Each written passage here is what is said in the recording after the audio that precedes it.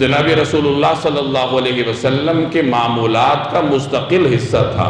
کہ آپ صلی اللہ علیہ وسلم عصر کے بعد تمام ازواج مطہرات کے حجروں میں چکر لگایا کرتے تھے، ان کی خیر خیریت معلوم کرتے تھے، ان کی ضروریات معلوم کرتے تھے، اور اس پابندی سے یہ معمولہ پورا فرماتے تھے کہ ازواج مطہرات کو معلوم ہوتا تھا کہ میرے پاس نبی کریم صلی اللہ علیہ وسلم کتنی دیر کے بعد تشریف لائیں گے، یعنی ہر زوج مطہرہ کے پاس تھوڑی تھوڑی دیر رکنا آپ کے معمولات میں شامل تھا۔ اور مغرب کے بعد آپ صلی اللہ علیہ وسلم اس زوج مطہرہ کے حجرے میں تشریف لے جاتے جن کی باری ہوتی تھی، وہاں آپ تشریف لے جاتے تھے جہاں آپ نے رات کو قیام فرمانا ہوتا تھا، ان کے حجرے میں پھر دیگر ازواج مطہرات بھی آ جایا کرتی تھیں۔ بسا اوقات گرد و پیش کی محلے کی خواتین بھی، صحابیات بھی حاضر ہو جایا کرتی تھیں، تو گویا یہ خواتین کا ایک تعلیمی درس ہو جایا کرتا تھا۔ تو یہ وقت بھی رسول اللہ صلی اللہ علیہ وسلم کا اپنے گھر والوں کے لیے تھا،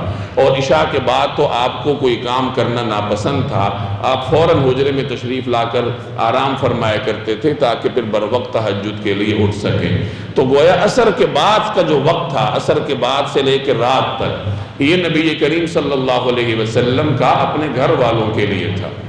اس سے ہمیں یہ سبق ملتا ہے کہ آدمی کو کوشش کرنی چاہیے کہ اپنے گھر والوں کو وقت دے، اپنی بیوی بچوں کو وقت دے۔